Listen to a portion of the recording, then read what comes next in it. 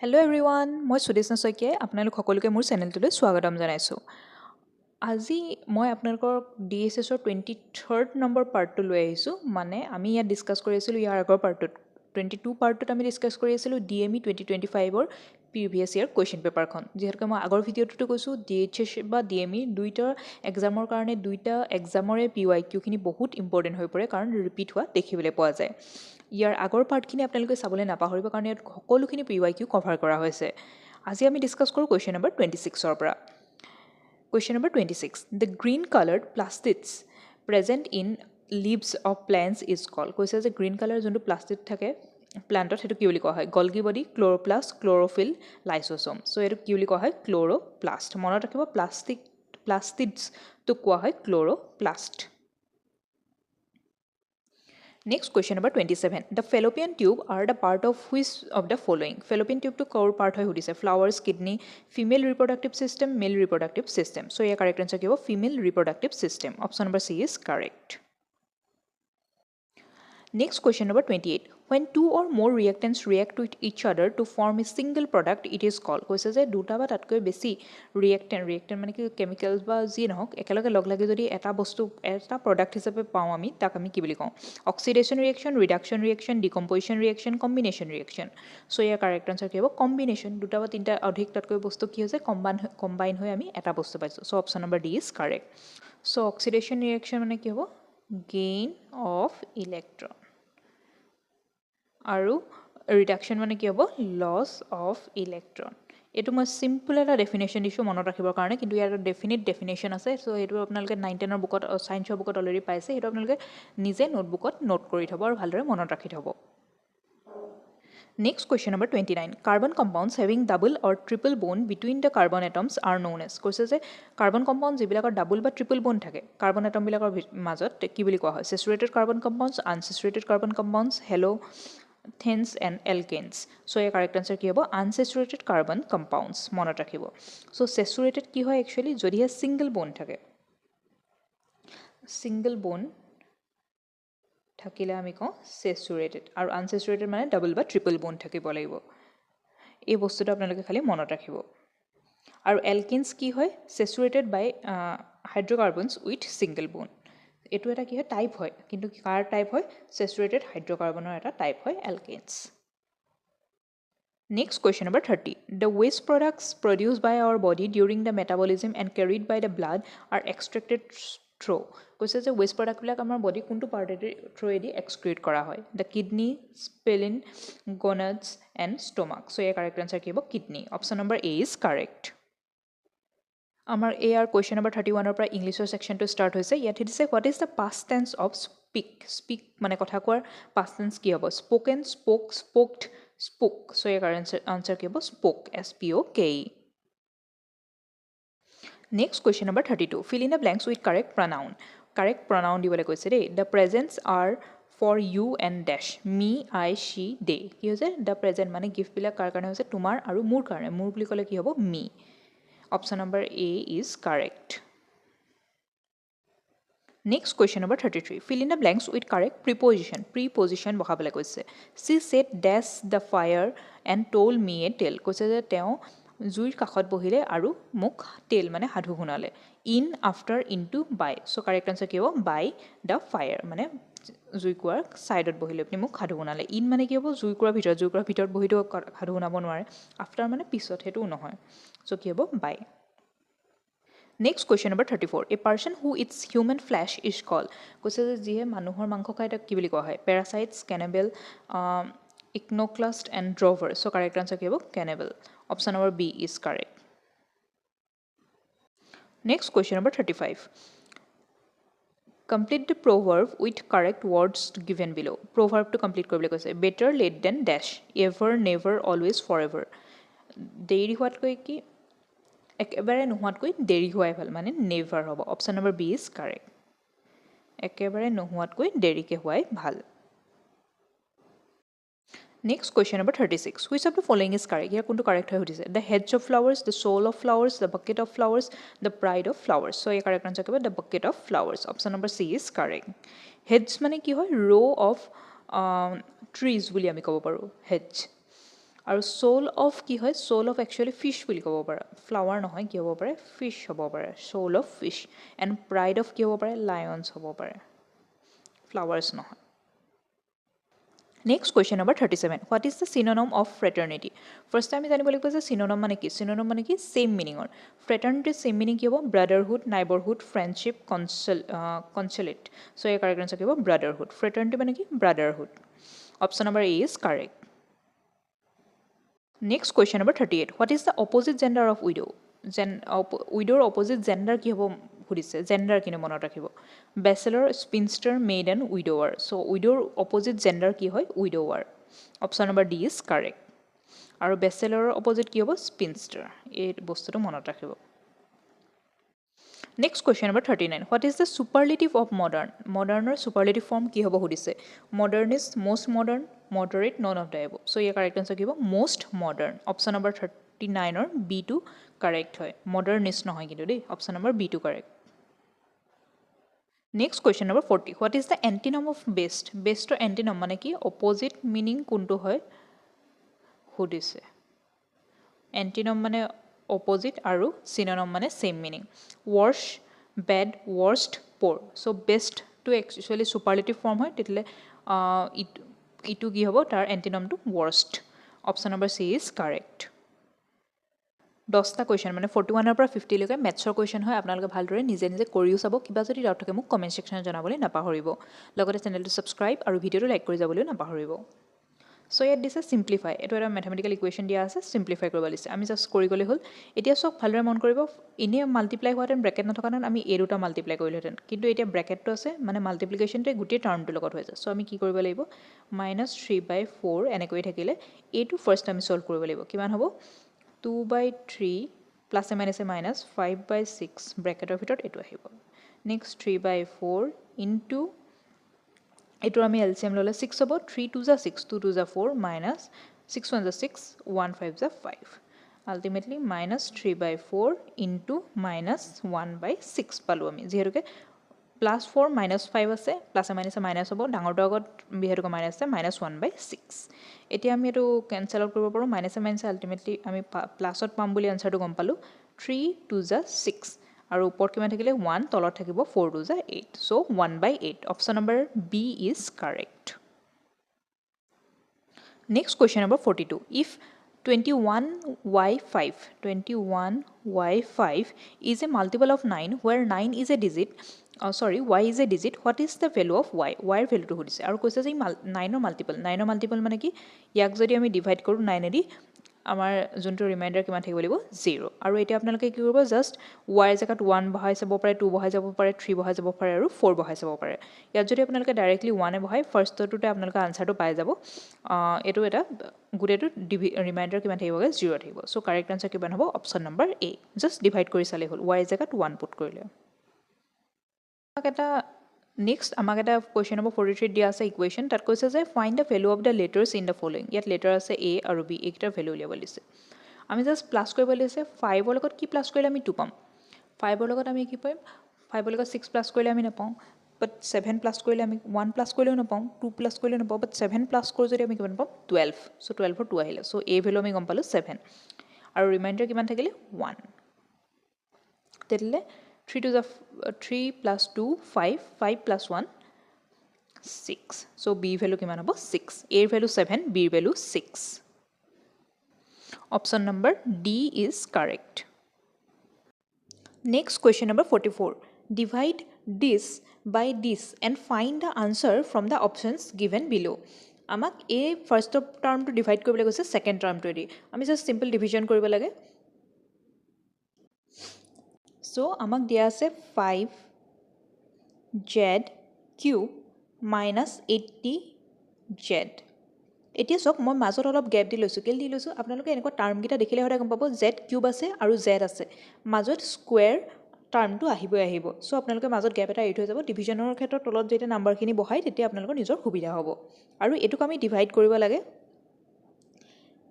5z আমাক টাৰ্মটো দিছে 5z আৰু ভিতৰটো আছে z প্লাছ 4 মানে আমি যদি এইটো চিম্প্লিফাই কৰি লওঁ 5z স্কুৱেৰ প্লাছ 5 4 20z আমি এইটোৱেদি ডিভাইড কৰিব লাগে So 5z square plus 20z এইটোৰে আমি ডিভাইড কৰিব লাগে এটা সব 5 5 ইয়াত দুইটাৰ আছে z স্কয়াৰ আছে ইয়াত z কিউব আছে সো আমি z এৰাই দি মাল্টিপ্লাই কৰিম তেতিয়া কিমান আহিব 5z cube plus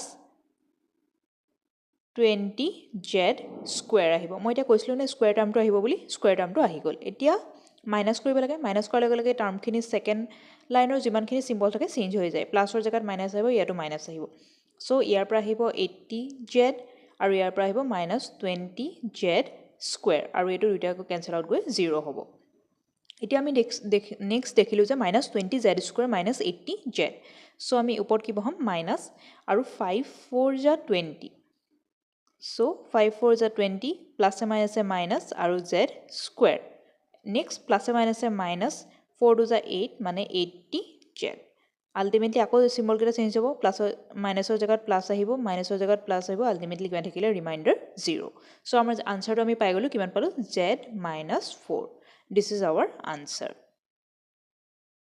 so option number c is the correct answer I hope আপোনালোকে ভালদৰে বুজি গৈছে নোট ডাউন কৰি যাব কপিত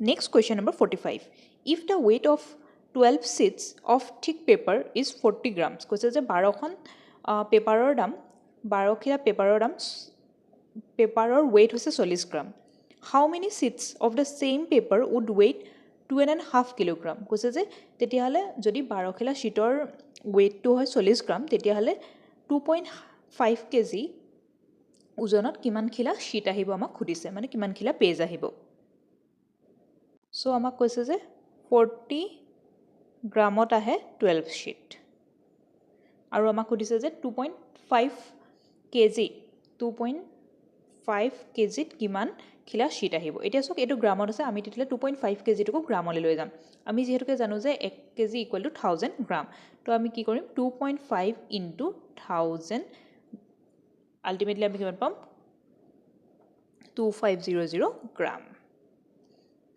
therefore আমি এটো আপোনালোকে হৰটা আগতে কৰিছিল আছে আমি ফাৰ্স্টে 1 গ্ৰামৰ কাৰণে উলিয়াম therefore 1 গ্ৰাম = কিমান হ'ব therefore 1 gram equal to 12 divided by 40 sheets and hence therefore 2500 gram equal to amak kiman hudise 12 divided by 40 into 2500 0 to cancel out hol 4 3 is 12 3 into 250 ultimately ami kiman pam 756 to 2.5 kg kiman khila sheet ahibo 250 sheet sorry 750 sheet chahibo 750 khila page ahibo so option number B is correct next question number 46 what are the roots of the equation twice x square minus 5x plus 3 equal to 0 amar ei equation ti ase yar roots uliaba lage roots ulia bahut gita method ase moi tar eta factorization jonno method hetu method edi kori dekham apnaloke beleg method use koribo pare so amar equation to hol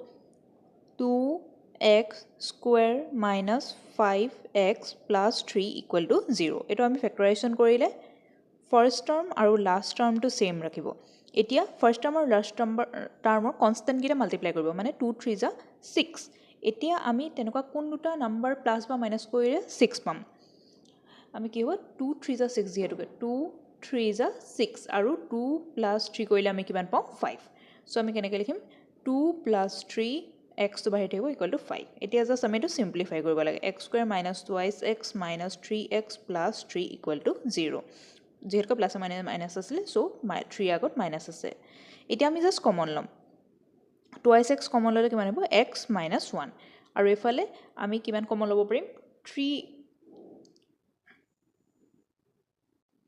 3 to common আহিলে ইয়াৰ পৰা 3x - 1 যেহেতু minus minus plus 3 হ'ব equal to 0 আমি কিমান পালো তেলে x - 1 আৰু এটা পালো twice x - 3 equal to 0 so আমাৰ 0 গিটা কিমান হ'ব x - 1 equal to 0 therefore x equal to 1 aru eta ami kiman pam twice x minus 3 equal to 0 hence x equal to 3 by 2 so ultimately amar roots kita kiman hobo 1 and 3 by 2 ami option baki kita nasale hobo first option to ase 1 and 3 by 2 option number 1 is correct next is a question number 47 the 10th term of the arithmetic progression কৈছে যে ইয়াৰ ভিতৰত এনেকৈ আমাৰ series এটা কৈ আছে 2 গৈছে 7 12 এনেকৈ গৈ গৈ 10 নম্বৰৰ ঘৰত কিমান নম্বৰটো বহিব আমাক সুধিছে 10th টাৰ্মটো কি হ'ব এইটো ফাৰ্ষ্ট টাৰ্ম এইটো ছেকেণ্ড টাৰ্ম এইটো থাৰ্ড টাৰ্ম তেনেকৈ 10th টাৰ্মটো কিমান হ'ব আমাক সুধিছে চ' ইয়াৰ কাৰণে জাষ্ট এটা চিম্পল ফৰ্মুলা আছে সেইটো মনত ৰাখিব আৰু সেইটো হৈছে কি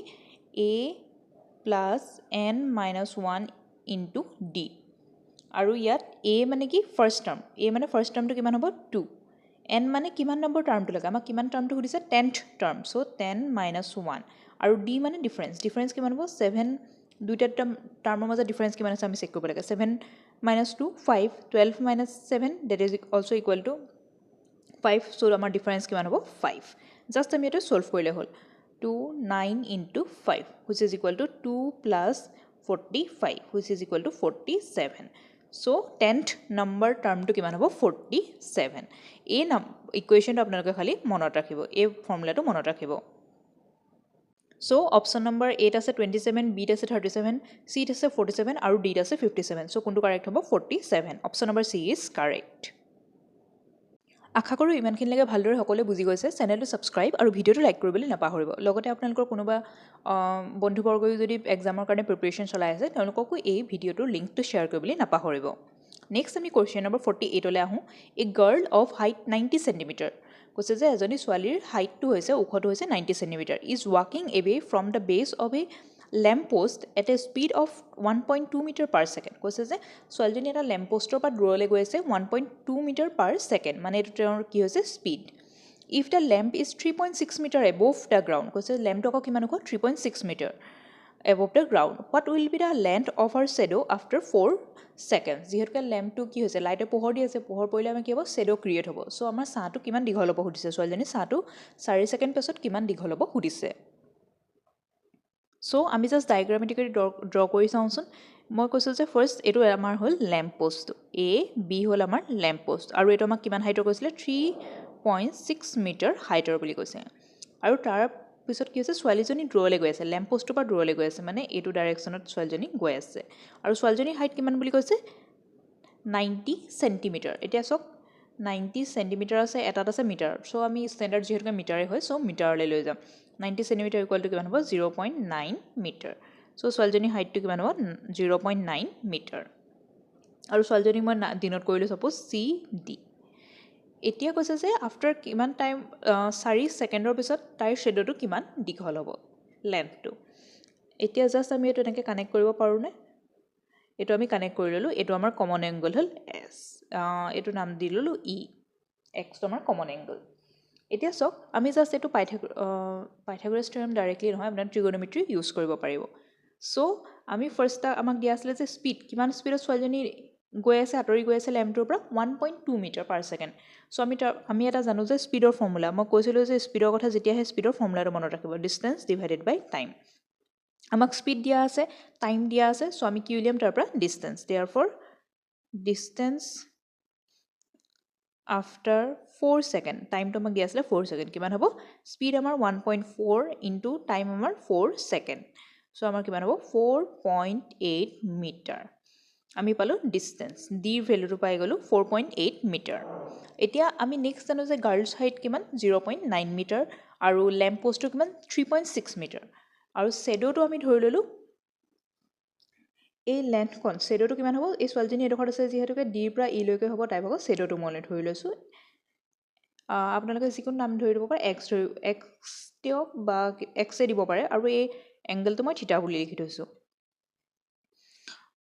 আৰু এই ডিষ্টেঞ্চখন মানে লেম্প পোষ্টটোৰ পৰা আঁতৰি যিহেতুকে গৈছিলে এই ডিষ্টেঞ্চখন বি আৰু ডি ডিষ্টেঞ্চখন কিমান হ'ব আমি উলিয়াই ল'লোঁ এতিয়া 4.8 মিটাৰ আশা কৰোঁ আপোনালোকে ভালদৰে বুজি পাইছে এ বি হ'ল লেম্প পোষ্টটো চি ডি হ'ল ছোৱালীজনী লেম্প পোষ্টটোৰ পৰা দূৰলৈ গৈ আছিলে সেই ডিষ্টেঞ্চখনৰ স্পীডটো দিয়া আছিলে 1.2 মিটাৰ ইন 4 ছেকেণ্ড চ' আমি তাৰ পৰা ডিষ্টেঞ্চ উলিয়ালোঁ 4.8 মিটাৰ পালোঁ আৰু ছাঁটোৰ আমি ডিষ্টেঞ্চ নাজানো চ' আমি ধৰি ল'লোঁ এক্স এতিয়া আমি চাওক আমি দুটা ট্ৰাইংগল পাব পাৰোঁনে triangle A B E and triangle D C E এই দুটা ট্ৰাইংগলৰ পৰা একচুৱেলি কমন কি হয় angle B equal to angle D আৰু দুইটা এংগল কিমান হ'ব 90 ডিগ্ৰী যিটো আমি দেখিয়ে ধৰিব পাইছোঁ এই দুটা যিহেতুকে ভাৰ্টিকেলি আছে গ্ৰাউণ্ডৰ পৰা আৰু আমাৰ এংগল ইটো কি হৈছে কমন এংগল দুইটাতে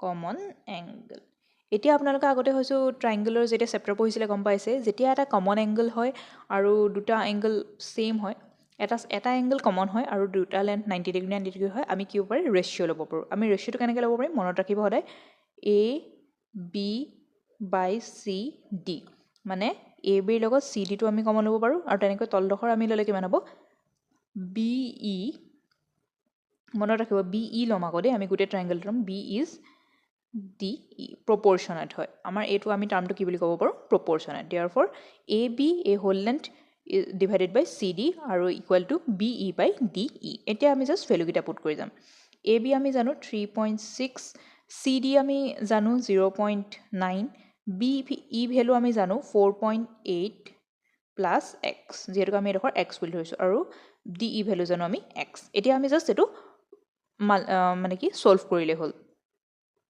এতিয়া আমি এইটো জাষ্ট ছল্ভ কৰিম 0.9 3.6 ডিভাইডেড বাই 0.9 এইটো আমি গম পালোঁৱেই 4 আৰু এতিয়া আমি কিমান পাম 4x equal to x plus 4.8 আমি জাষ্ট ক্ৰছ মাল্টিপ্লাই কৰিলোঁ আৰু এক্সটো এইফালে আছে প্লাছ এইফালে আহিলে মাইনাছ হ'ব কিমান হ'ব 3x ইকুৱেল টু 4.8 আৰু ফাইনেলি x ইকুৱেল টু কিমান হ'ব 4.8 divided by 3 which is equal to 1.6 metre চ' আমাৰ ছোৱালীজনীৰ ছাঁটোৰ শ্বেডোটোৰ দৈৰ্ঘ্যতা কিমান হ'ব 1.6 মিটাৰ চ' option number D is correct 1.6 metre মনত ৰাখিব সদায় তাৰ এই প্ৰপৰ্চনেল টাৰ্মকণ অকণমান আপোনালোকৰ খেলি মেলি লাগিব পাৰে সেইডোখৰ ভালদৰে মনত ৰাখি ল'ব এতিয়াৰ পৰা নেক্সট কুৱেশ্যন নম্বৰ 49 আজি এই ভিডিঅ'টোৰ কাৰণে কুৱেশ্যন 50টা আছিলে যিহেতুকে এখন পেপাৰ মই আপোনালোকক জনাইছিলোঁ এইটো শেষৰটোৰ আগৰটো কুৱেশ্যন আশা কৰোঁ আপোনালোকে গোটেইখিনি কুৱেশ্যন ভালদৰে বুজি পাইছে আৰু যদি কিবা যদি ডাউট থাকে মোক কমেণ্ট ছেকশ্যনত জনাবলৈ নাপাহৰিব আৰু অনাগত সময়ত কেনেকুৱা ভিডিঅ' লাগে মোক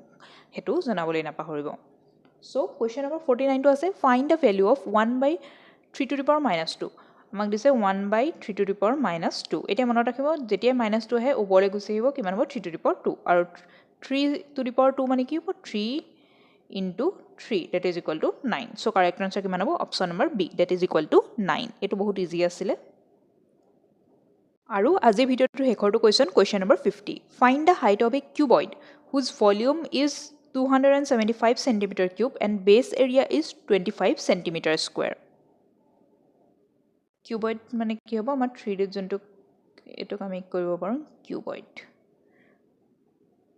কিউব হলে গোটেইকেইটা লেন্থ সমান হ'ব আৰু কিউবইড হলে গোটেইকেইটা মানে দৈৰ্ঘ্যতাটো লেন্থবিলাক সবৰে সমান নহয় আৰু কিউবইডটো কথা কি কৈছে যে তাৰ বেছ এৰিয়াটো হৈছে 275 সৰি ভলিউমটো হৈছে 275 আৰু বেছ এৰিয়াটো হৈছে 25 সেন্টিমিটাৰ স্কয়াৰ আমি যি দিয়া আছে লিখি লওঁ ভলিউম আমাক দিয়া আছে 275 সেন্টিমিটাৰ কিউব আৰু বেছ এৰিয়া আমাক দিয়া আছে 25 সেন্টিমিটাৰ স্কয়াৰ এটা বেছ এৰিয়া মানে আপোনালোকে বুজি পাইছেনে এৰিয়া জাস্ট এৰিয়াটো কথা কৈছে বেছখনৰ এৰিয়াটো কিমান কৈছে 25 সেন্টিমিটাৰ স্কয়াৰ মানে লেন্থ ইনটু ব্ৰেথ আমাক কৈছে 25 সেন্টিমিটাৰ স্কয়াৰ সো আমাক উলিয়াব লাগে যে ইয়াৰ হাইট কিমান সো আমি জানোৱে কিউবইডৰ ভলিউম আমি কেনেকৈ লিখো volume equal to L * B * H আমি জাস্ট এটা পুট কৰি গলে হল ভলিউম আমাক দিয়া আছে 275 সেন্টিমিটাৰ কিউব L * B আমি পাইছো 25 আৰু H আমি উলিয়াব লাগে এটা সিম্পল এটা কোৱেশ্চন আছিল